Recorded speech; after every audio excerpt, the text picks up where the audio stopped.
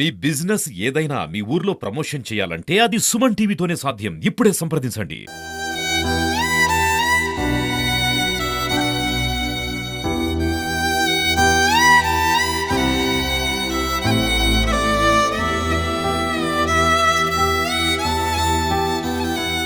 విశాఖ జిల్లాలో జరిగిన దారుణం గడిచి 4 రోజులు అవుతుంది.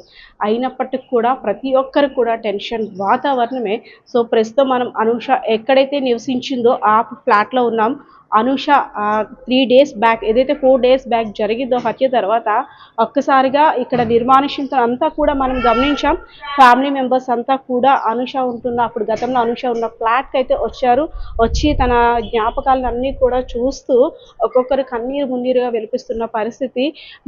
మనవరాలు పుడుతుంది, మనవడు పుడతాడో వచ్చి చూద్దాము అని ఆలోచించిన ఆ అమ్మమ్మకి నా మనవరాల కింద సపర్యాలు చెయ్యాలి, డెలివరీ అయిన మనిషికి ఎలా ఉండాలో అన్నీ నేను దగ్గరుండి సపర్యాలు చేస్తాను అని ఆలోచనతో ఉన్న ఆ అమ్మమ్మకి ఒక్కసారి చూద్దాము మనం ఎలా ఉందో ఆ మనవరాలు ఫోటో పెట్టుకొని రాని మనవరాలు కోసం ఏడుస్తూ సరే నా మనవరాలు ఎలగలేదు, ఆ బిడ్డ వచ్చినా సరే పోనీ నేను నా మనవరాలు ప్రతిపన్ను కూడా చూసుకునే అవకాశం కూడా లేకుండా చేశాడు ఆ కిరాతకుడు అయినటువంటి జ్ఞానేశ్వర్ అని వినిపిస్తుంది పరిస్థితి.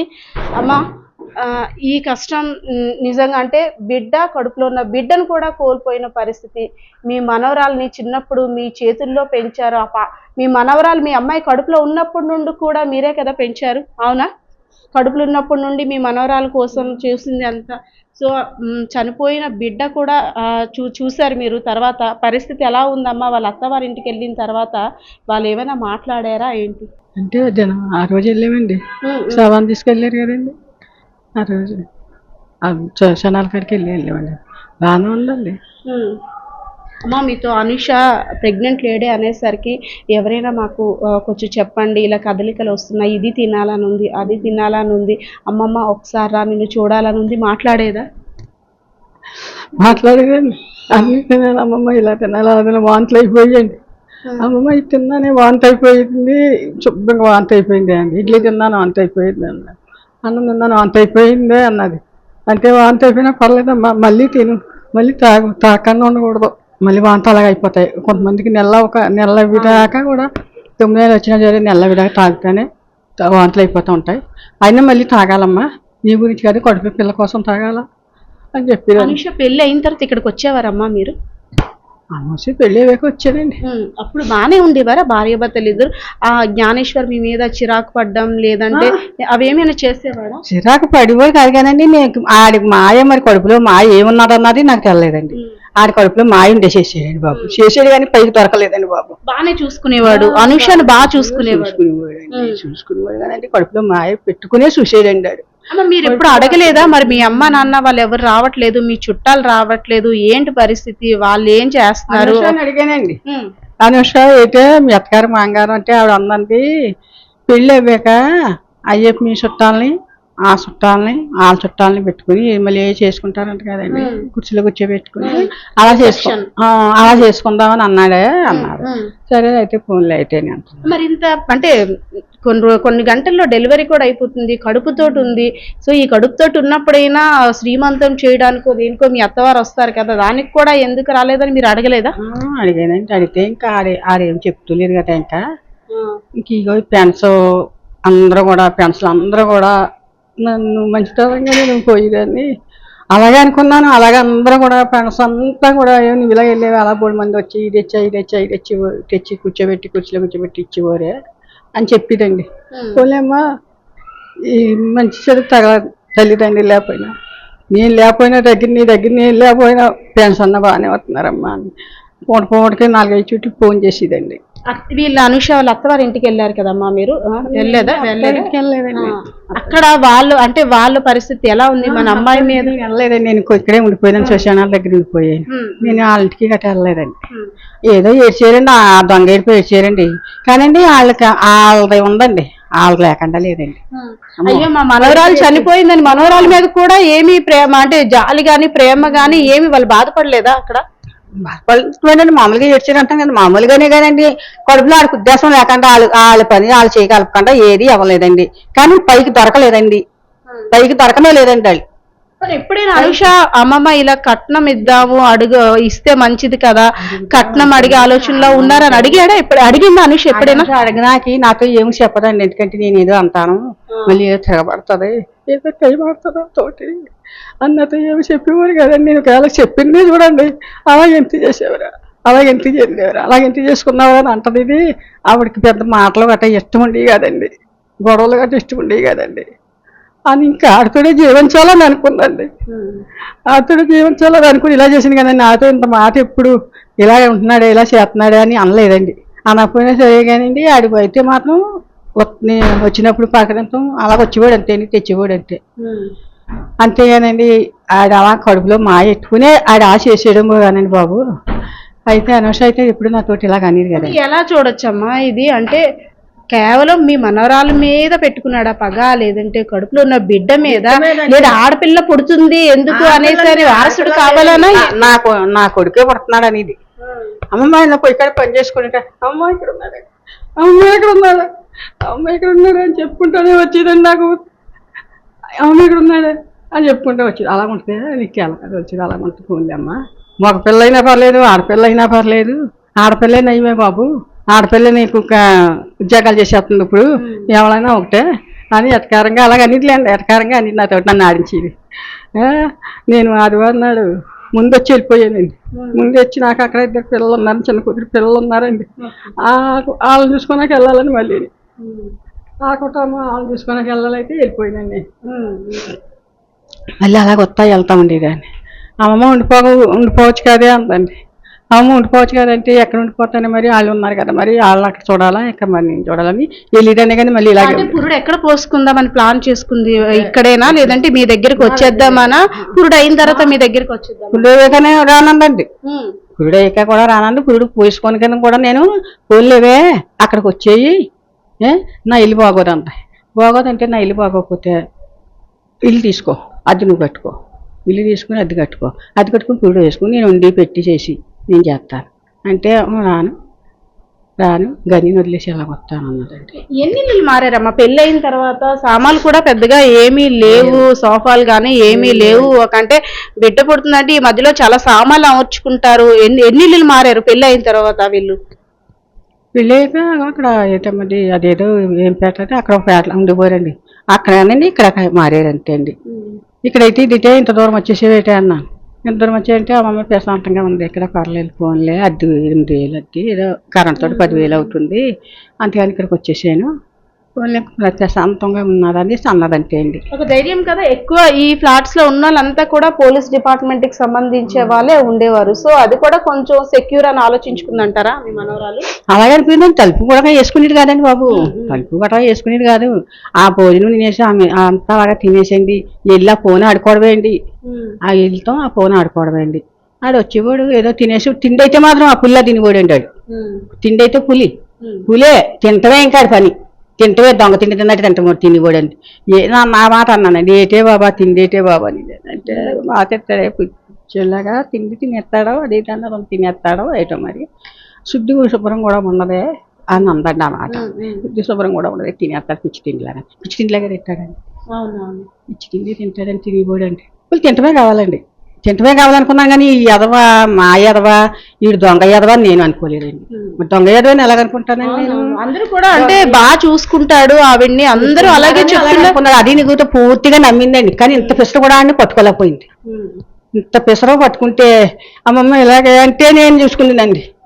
నాతో ఎప్పుడు అంటమంటే ఏదో దెబ్బలాట ఆడుతుంది, కైమాడుతుంది, ఎగరగొట్టేస్తుంది, మళ్ళీ ఎదవా నాతో తగులేస్తుంది అన్న ఉద్దేశం పెట్టుకుని నాతో ఎప్పుడు ఏం చెప్పేవారు కదా, ఎవరో చెప్పరండి.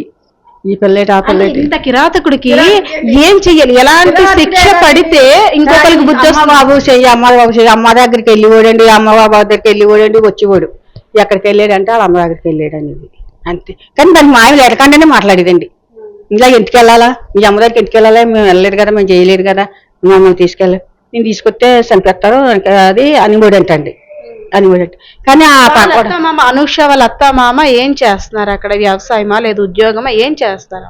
ఉద్యోగం కాదండి, వ్యవసాయం ఎలా ఉందంటే చేసుకుంటారు మాట. అంత మనకి ఒక్కడేనా ఇంట్లోని, ఇంకా తోడు ఇంకెవరు ఎవరు లేరంట, ఒక్కడే అంట, ఒక్కడే అంట. ఆడమ్మమ్మ ఆడ చిన్నబాబు ఎవరో ఉన్నారంట, ఆడు ముందుగా మ్యారేజ్ ఏదో చేసుకున్నాడంటే చేసుకుని ఏదో వదిలేసాడు ఏదో అన్నారు. ఆడికి ఆడుతుందంట, ఆడత్తి కూడా ఈడికంటే ఆడికి కూడా పిల్లలు గట్ల లేరు కదండి. ఒకటే అన్నట్టుగా అనుకున్నారు అంతే అండి, అలాగనుకోవడం ఆలకించేది. సో ఏదైతేనే మనవరాల్ని ముని మనవరాల్ని వాళ్ళే ముగ్గు చేసేటండి, ముగ్గు చేసేసి అలా చేసేసేటండి. అలా చేస్తాడని నేను కళ్ళలో కూడా అనుకోలేదండి. ఆదివారం నాడు శనివారం నాడండి, శనివారం నాడు నేను అక్కడ కాకినాడలో ఇల్లు మారుతున్నానండి. శనివారం పెద్ద పెద్ద అన్నీ పడచేసుకున్నాను, ఇంకా చిన్న చిన్న ఎక్కడ పడేసుకుందాం అనుకుంటున్నాను. ఈ రాత్రి 8 అంత అవుతుందండి. అమ్మమ్మ వస్తున్నాం అని ఫోన్ చేసింది. ఏమ్మా ఎలాగుందమ్మా అన్న. ఏమ్మా ఎలాగుందంటే వచ్చే పొద్దున్నేని నీకు నీరసంగా ఉంది అని. నీరసంగా ఉందా అయితే వచ్చేస్తానమ్మా, నేను ఎక్కడెక్కడ పారేసుకుని ఎక్కడెక్కడ వేసుకుని తెల్లగట్ల బండి 5 గంటల బండికి వచ్చేసానండి. నేను 5 గంటల బండికి వచ్చేసాను. వచ్చేటప్పుడు 11 అయిందండి, 10:30 దాటి 11 అయిపోయిందండి. 11 అయిపోయేటప్పటికి వచ్చాను. వచ్చేటప్పుడు కదేమో ఫోన్ అన్న చేయదేమమ్మా, ఫోన్ చేసేదాన్ని బండిలో గట్ట ఉండగా ఆవిడ చేసేదండి. ఆవిడ చెప్తే వస్తున్నానమ్మా అని. అలా ఫోన్ చేయలేదండి, నేను చేయక వచ్చేసాను. మామూలుగా అయ్యాక తెలుసుకునండి వచ్చేసాను. తీసుకొచ్చేస్తే అది మీద తెలుసుకుని వచ్చేసావో ఎలాగొచ్చావో ఎక్కడ పోయావో అనుకుంటున్నాను. బాగానే వచ్చేసాను ఎలాగోలాగా అటు వచ్చేసాను. ఆటో కట్టించుకుని అన్నాను. వచ్చానండి. వచ్చాక కూర తెచ్చాడండి, వెళ్ళాడు మార్కెట్కి వెళ్ళాడు.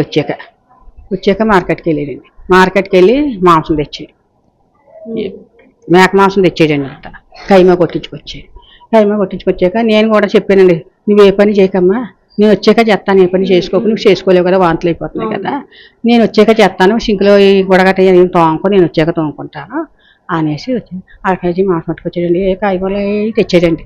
తెచ్చి అక్కడ పడేసాక వంట చేసానండి. వంట చేసుకుంటే ఇవన్నీ శుభ్రం చేసేసుకున్నానండి. వంట చేస్తే శుభ్రం చేసేసుకునేటప్పటికి ఈ 2 అవుద్దండి. తినేటప్పటికి 2 అవ్వాక అమ్మమ్మ బయటికి వెళ్తావా అన్నారు. 2:30, 3 అవుతుందండి. ఈ భోజనాలు అవి అయిపోయాక బయటికి వెళ్ళారండి. 3కి ఎక్కువ అవుతుందండి. వెళ్ళారు బయటికి, వెళ్ళేసి వచ్చారు. దారిలోంచి వచ్చేసేటప్పటికి డాక్టర్ ఫోన్ చేసిందంటే, డాక్టర్ ఫోన్ చేసి రామ్మ హాస్పిటల్కి చూస్తాను అన్నదంట. మళ్ళీ ఇంటికి వచ్చి అమ్మ డాక్టర్ గారు ఫోన్ చేసింది అన్నారు. డాక్టర్ ఫోన్ చేసి వెళ్ళమ్మ ఏం చెప్తుందో కదా అన్నా.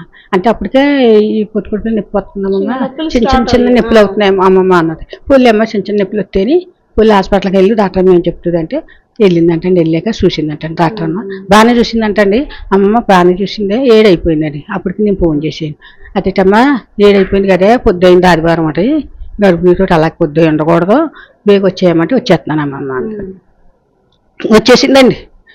వచ్చేసి ఇలా అమ్మ ఆ పూసి చూసిందే, బాగా చూసింది, బాగా పరిచేసి చూసింది. చూస్తే పిల్ల అంతా బాగానే ఉన్నది, నువ్వు జాయిన్ అయిపోను అని చెప్పింది అమ్మమ్మ. అంటే అమ్మ జాయిన్ అయిపోతావు అనేసి అన్నాలు లేని భోజనాలు చేసి మళ్ళీ వచ్చేటప్పుడు మళ్ళీ 7 అనమంటేనండి జాయిన్ అయిపోదాం అనేసి అన్నాలు పెట్టేసాక జాయిన్ అయిపోదామంటే అంతట్లోకి మరి ఇది అన్నాడంటండి, పొద్దున్న జాయిన్ అవుదాం అన్నాడు.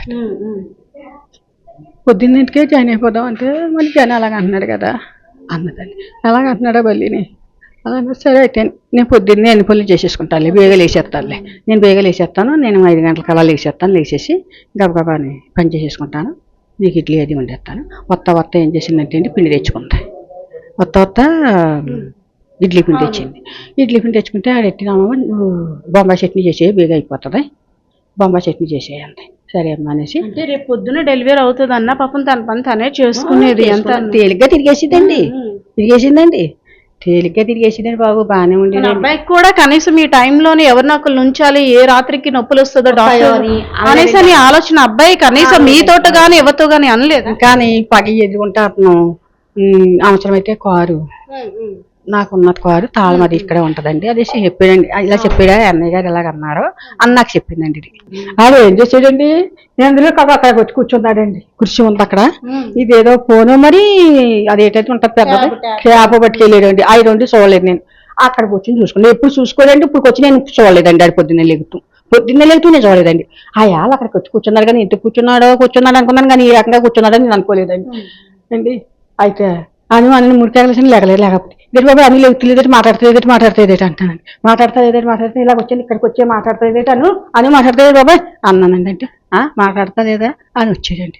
అని మాట్లాడతలేదని వచ్చి అను బాబాయ్ కొత్తగా అలాగనుకో ఆంబులెన్స్ ఫోన్ చేయి లేకపోతే డాక్టర్ గారికి ఫోన్ చేసి డాక్టర్ అమ్మ ఫోన్ చేసి అలా చేయకు అన్నానండి. అను లేకు అని ఈ చెయ్యట్టుకుంటే లేదండి.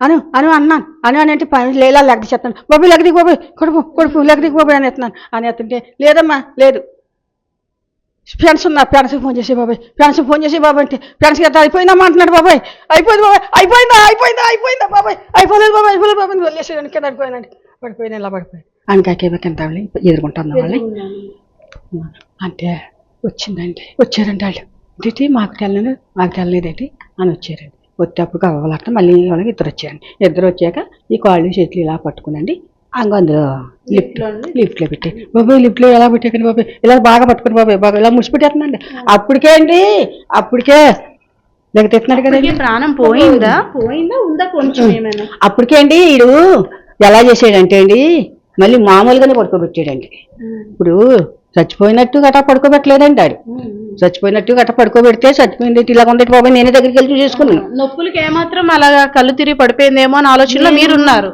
అది మాట్లాడితే మొక్కగా తిరిగేసింది అనేసి పోట్లకి మామూలుగా ఇలాగే పడుకుందండి మామూలుగా రోజు అలా పడుకుంటుందండి నేను లెగ్గెట్టేటప్పుడు అలాగే పడుకోబెట్టాడండి ఆడు సైడ్కి పడుకోబెట్టాడు పొట్ట ఇలా ఉంటాయి ఇలా పడుకోబెడితే నేను అలా పడుకున్నది అనుకున్నాను కానీ ఇంకో రకంగా పడుకున్నదని అంటే నేనే వెళ్ళిపోతుంది గోలెట్టేసుకుంటున్నాను వచ్చి దాన్ని అలా చేసేదంటే దుర్మార్గుడే చేసేదంటే ఆ అమ్మ బాబు బలం పట్టుకున్నాడండి వాళ్ళ బలమే వీడు ఇలా చేసుకున్నాడండి వీడు చేసిన పని ఏంటి ఇంకా అయితే దొరకలేదండి మనిషి నా మామూలు గమనించి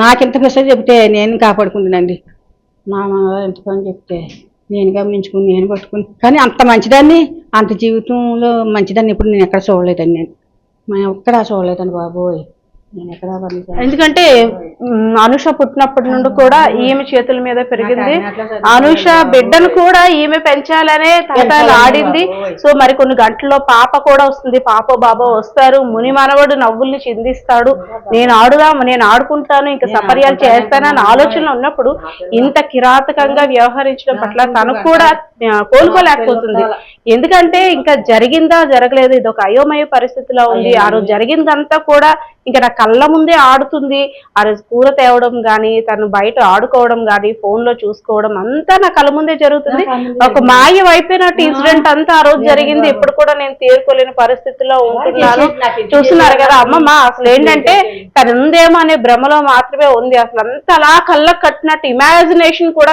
నా కళ్ళ ముందు ఇలా జరిగింది ఇలా పిన్ టు పిన్ కూడా చెప్తుంది అంటే ఆవిడ ఎంత దీనిగా ఎంత ఎమోషన్ గా ఫీల్ అవుతుందో మనం ఆలోచించవచ్చు ఏదైతే నా జ్ఞానేశ్వరికి మాత్రం సరైన శిక్ష పడాలి నా మనవరాల హత్య వెనక ఎవరెవరు ఉన్నారో ప్రతి ఒక్కరికి కూడా శిక్ష పడాలి అప్పుడే నా మనవరాల ఆత్మకి శాంతి అదే కాకుండా ముని మనవరాల ఆత్మ కూడా శాంతి చేకూరుతుంది ఇంకొకరు ఎవరైనా ఇలా చేయాలంటే జడిసే విధంగా చట్టం కూడా తేవాలని అంటున్న పరిస్థితి అయితే కనిపిస్తుంది. బాలకృష్ణ